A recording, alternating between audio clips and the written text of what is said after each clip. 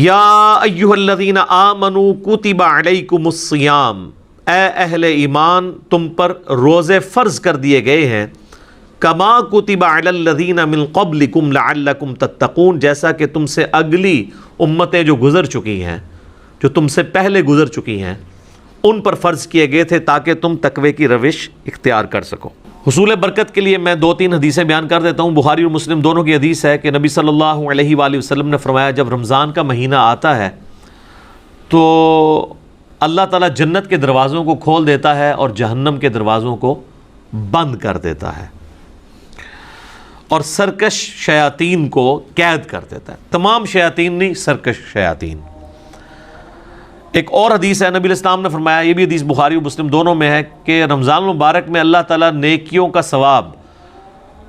Almost 10 گنا سے 700 گنا تک بڑھا دیتا ہے، اور اللہ تعالیٰ فرماتا ہے کہ روزہ خاص میرے لیے ہے اور میں ہی اس کی جزا دوں گا۔ اور ایک ترجمہ یہ بنتا ہے روزہ خاص میرے لیے ہے اور میں ہی اس کی جزا ہوں،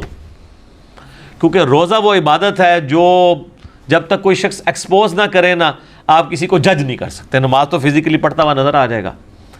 تو روزہ ایک ایسی عبادت ہے جو خاص میرے لیے ہے اور میں ہی اس کی جزا دوں گا۔ بخاری مسلم میں ایک حدیث یہ بھی موجود ہے، نبی علیہ السلام نے فرمایا کہ ایک جنت کا دروازہ ہے جس کا نام ہے الریان، وہ خاص ان لوگوں کے لیے ہے جو رمضان المبارک کے روزے رکھنے والے ہیں، کہ وہ اس دروازے سے داخل ہوں گے۔ پھر بخاری اور مسلم کی ایک اور حدیث ہے، نبی علیہ السلام نے فرمایا جس نے ایمان اور احتساب کے ساتھ رمضان المبارک کے روزے رکھے، ایمان اور احتساب یعنی ایمان کے ساتھ اور احتساب ہے اصلاح نفس کی کوشش پلس ثواب کی نیت خالصتاً اللہ کے لیے، تو اللہ تعالیٰ اس کے پچھلے سارے گناہ معاف فرما دے گا۔ جس نے ایمان اور احتساب کے ساتھ رمضان المبارک کی راتوں کا قیام کیا، اللہ تعالیٰ اس کے پچھلے سارے گناہوں کو معاف کر دے گا۔ جس نے ایمان اور احتساب کے ساتھ شب قدر کا قیام کیا، اسے پچھلے سارے گناہ اللہ تعالیٰ معاف کر دے گا۔ اور یہ میں نے سب سے آسان طریقہ اس میں بتایا کہ آپ ایٹ لیسٹ عشاء اور فجر کی نماز کا اہتمام کریں کہ کوئی رکعت فوت نہ ہو۔ صحیح مسلم میں حدیث ہے، ایک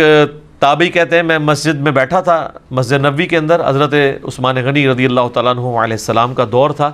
تو مغرب کی نماز کے تھوڑی دیر بعد حضرت عثمان مسجد میں آ گئے، اور مجھے انہوں نے کہا کہ بیٹا میں نے نبی علیہ السلام سے یہ خود سنا تھا کہ جو شخص عشاء کی نماز جماعت سے ادا کر لے گویا اس نے آدھی رات کا قیام کیا، اور جو فجر بھی جماعت سے پڑھ لے گویا اس نے پوری رات کا قیام کیا۔ تو یعنی وہ بتانا چاہ رہے تھے کہ میں عشاء کی نماز سے اتنی دیر پہلے مسجد میں اس لیے آ گیا ہوں تاکہ عشاء کی جماعت چھوٹے نہ۔ آج کل تو مشکل نہیں ہے کیونکہ ہم لوگ تو رات کو سوتے ہی 12 بجے کے بعد ہیں، ان زمانوں میں لوگ بڑے جلدی سو جاتے تھے، اسی لیے مغرب کے بعد سونے کی ممانعت بھی آئی ہے۔ پورے دن کی مزدوری فجر کے وقت اٹھے ہوئے ہوتے تھے، عشاء اتنی مشکل ہو جاتی تھی، اسی لیے تو ہے بخاری مسلم میں کہ منافقین پہ 2 نمازیں بھاری ہیں، فجر اور عشاء کی، اور خصوصاً عشاء کے لیے بھی آیا بخاری مسلم میں کہ اگر یہ جان لیتے تو اپنے سرین کے بل گھسیٹتے ہوئے آتے ہیں مسجد کے اندر۔ اور فجر کے بارے میں سنن نسائی میں آیا کہ میرا دل کرتا ہے ان لوگوں کے گھروں کو آگ لگا دوں جو مسجد میں نماز نہیں پڑھتے، فجر کی نماز کے بارے میں بھی، اور بخاری مسلم میں یہ الفاظ جو ہیں وہ عشاء کی نماز کے بارے میں بھی آئے۔ تو آج کے زمانے میں آپ ذرا عشاء کو نہ قیاس کریں، آج کل تو عشاء سب سے آسان ہے ہماری نمازوں میں، کیونکہ ہماری جو روٹین ہے لائف کی وہ بدل چکی ہوئی ہے، اس لیے ہم اس تکلیف کا احساس نہیں کر سکتے جس سے صحابہ کرام گزرے ہیں۔